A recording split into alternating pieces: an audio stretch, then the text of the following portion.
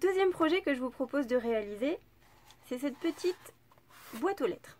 J'adore les boîtes aux lettres. Je trouve que c'est super mignon. J'en avais fait à mes enfants quand ils étaient petits pour pouvoir mettre un petit peu de courrier.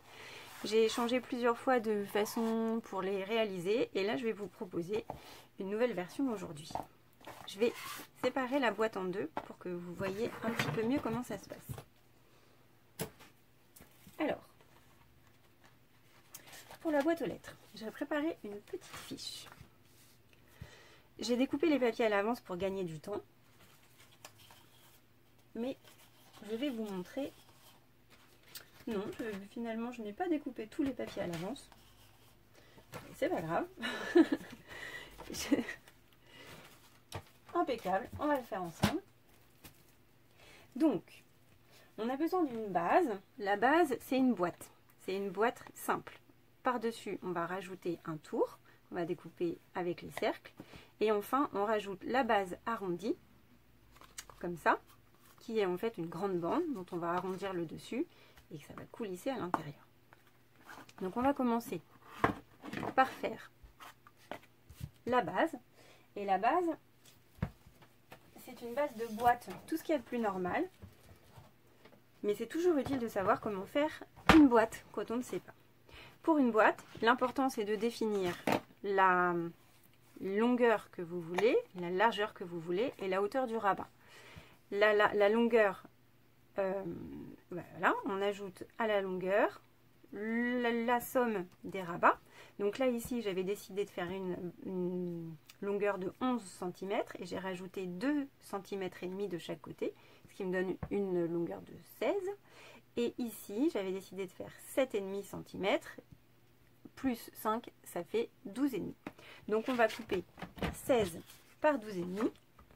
En plus, maintenant, on a la chance d'avoir un coup de papier où le 16 est indiqué, ce qui est fantastique. Il faut juste que je le retrouve. 5, 6, 7, 8 et 9. 5, 6, 7, 8, 9 et 16. Il doit être juste là, donc il est presque...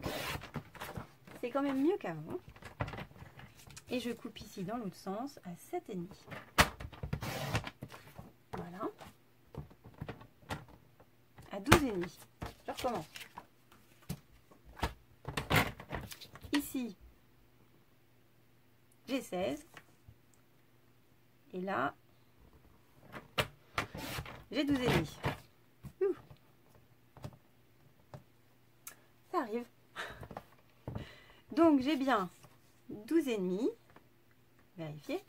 Par 16. Ok. Et là maintenant on va faire les rabats. Les rabats sont de 2 cm et demi et donc on va marquer un pli à 2 cm et demi de tous les côtés.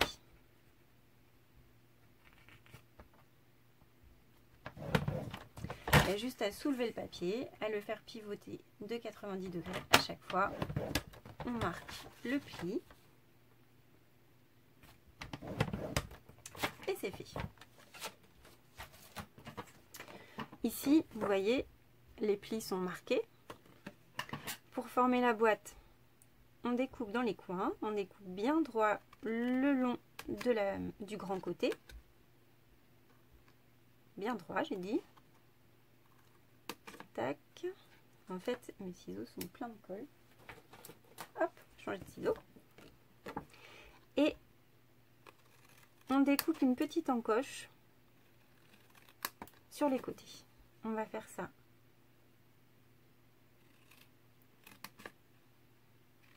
des deux côtés ici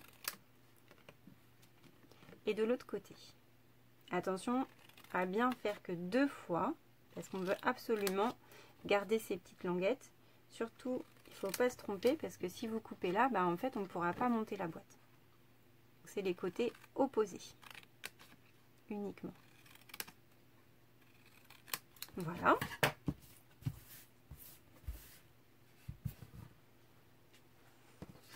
Là, on marque les plis.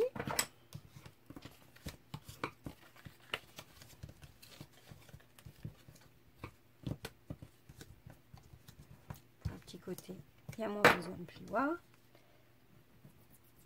On colle les ongles.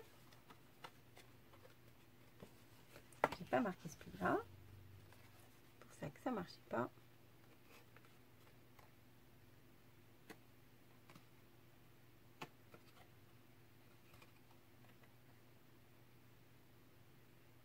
Hop, de l'autre côté, on fait pareil.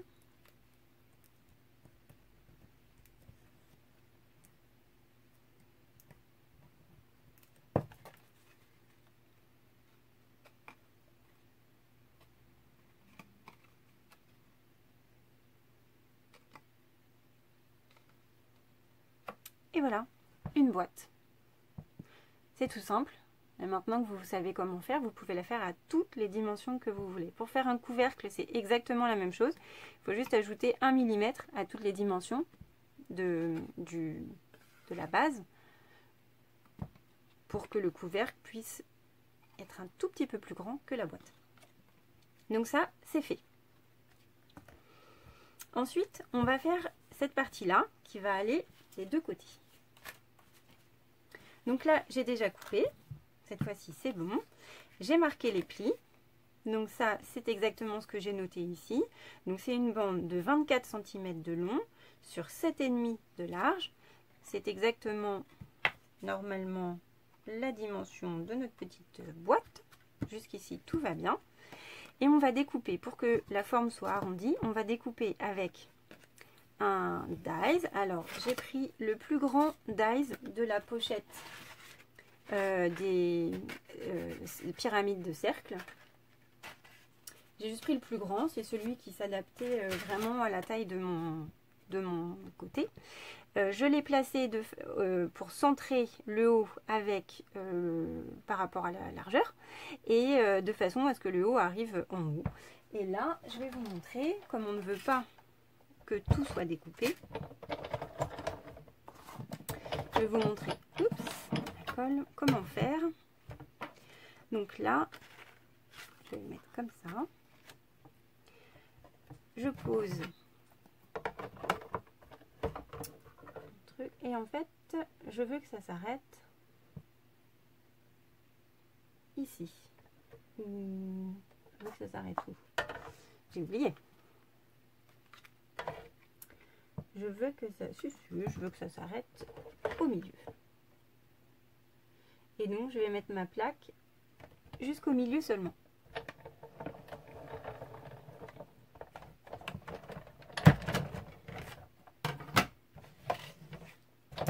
Résultat, comme il n'y avait pas de pression sur le bas, ça n'a pas été découpé.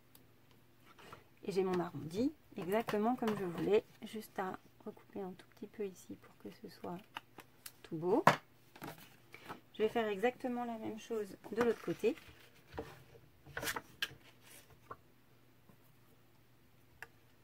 Je centre.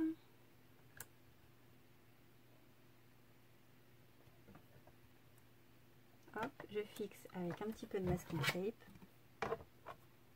C'est ça, c'est de l'autre côté. J'allais pas me tromper. Et là, je mets ma plaque jusqu'à l'endroit où je veux que ça découpe. Et je passe dans la Big Shot.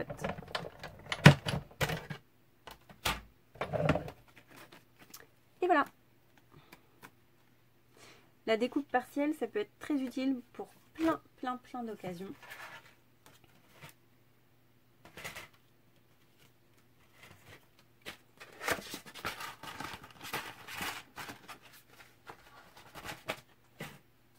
C'est vraiment une petite technique pratique, pas compliquée et qui peut vraiment donner plein de nouvelles utilisations à nos dies. Donc voilà, maintenant j'ai ma base qui est complètement prête et je vais pouvoir la coller directement comme ça. Je vais le faire avec du double face pour ne pas avoir à attendre que ça sèche.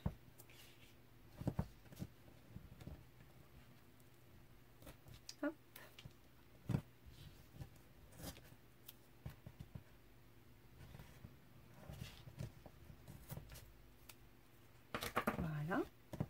Le secret pour que le double face se détache bien, c'est qu'il soit bien collé au papier.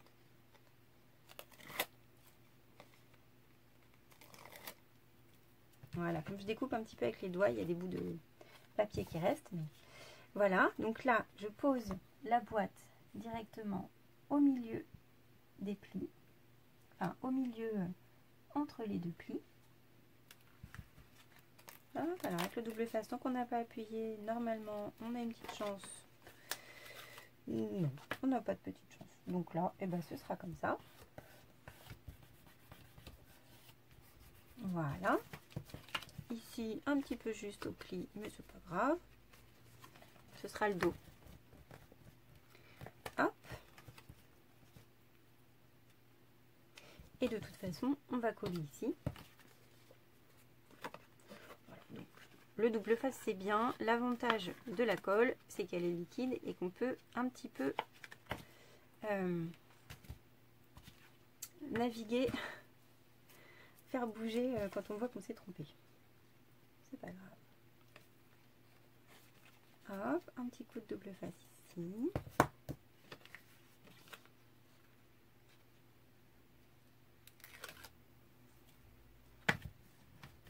Je rabats le devant.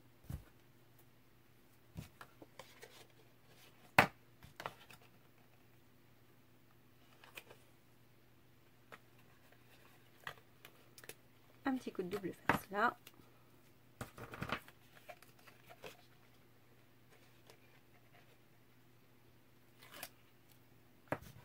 Et on rabat le dos. Voilà. Donc là, on a déjà notre base. Ce qu'on va rajouter, c'est... Alors là, en fait, je l'avais rajouté ici parce que je m'étais trompée. J'avais rajouté le petit cœur. Le mieux, c'est quand même de mettre la petite tirette plutôt sur la boîte qui va coulisser. Donc là, c'est pareil. Je vais remettre un petit peu de double face en bas. J'ai coupé ce carré avec les dies pyramides de carré, avec celui qui est festonné. Hop.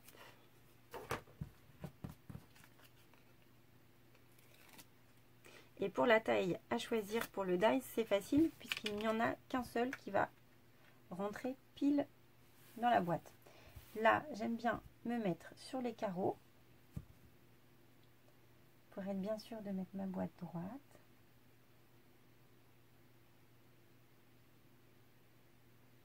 Je ne suis pas au milieu.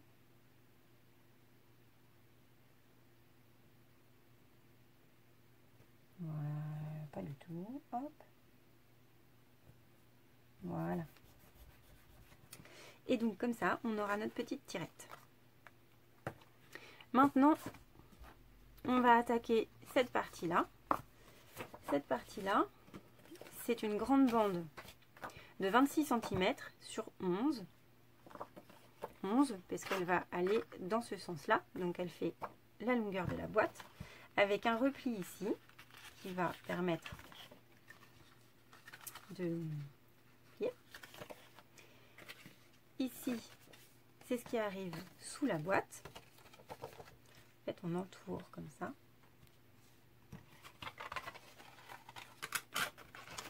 Hop. On va coller ça ici. On entoure ici.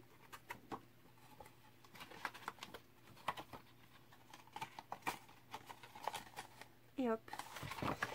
Pour que ça prenne bien la forme, on va passer un petit peu le plioir pour arrondir le papier, pour l'assouplir.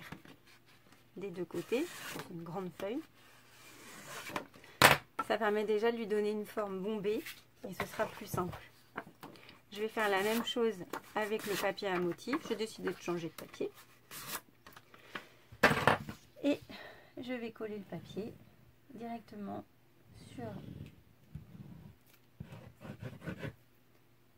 J'ai tendance à ne pas en mettre au bord, mais des fois c'est mieux. On va coller ça directement là-dessus. Les mesures vous permettent d'avoir un petit espace pour mettre en valeur. Un petit espace comme ça.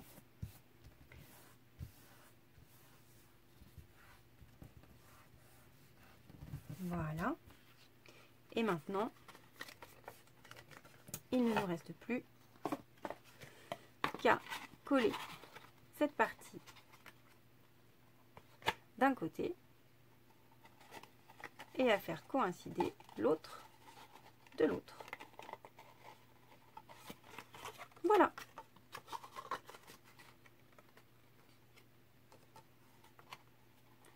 Comme ça. Et je me rends compte que c'est un peu juste. Et en fait, j'ai dû poser mes cercles un petit peu trop haut. Donc, ce n'est pas grave. Je tiendrai compte de ça quand je vous ferai le tuto. On rajoutera 1 ou 2 cm. Ou alors, c'est vraiment quelque chose qui peut s'ajuster. Il suffit simplement de mettre les cercles un petit peu plus bas ou alors de faire son pli ici un petit peu plus bas. On va dire que c'est bon. De toute façon, c'est toujours possible de reprendre, même si c'est un peu moins rigolo. Si vous vous rendez compte à la fin, comme moi, que vous avez une surprise désagréable, il est toujours possible de reprendre avec un framelit un petit peu plus petit. Vous pouvez vous remettre, c'est plus facile de l'autre côté, vous remettre ici et retravailler pour que ce soit un petit peu plus bas. C'est pas rigolo, on n'a pas forcément envie. Mais si jamais ça arrive, plutôt que de perdre tout votre travail, c'est ce que vous pouvez faire. Est-ce que je vais y arriver comme ça?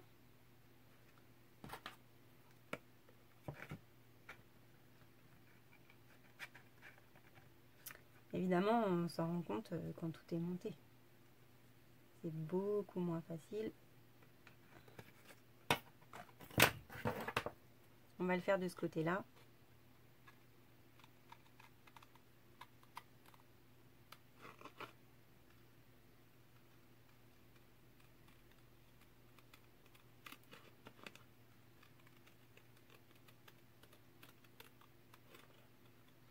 Mais je trouve qu'en scrap, c'est toujours bien de savoir qu'on peut se tromper et qu'on peut réparer. Donc vous saurez que j'ai placé mes cercles un petit peu trop haut. Parce que là, si jamais je mets mon tour comme ça, et là,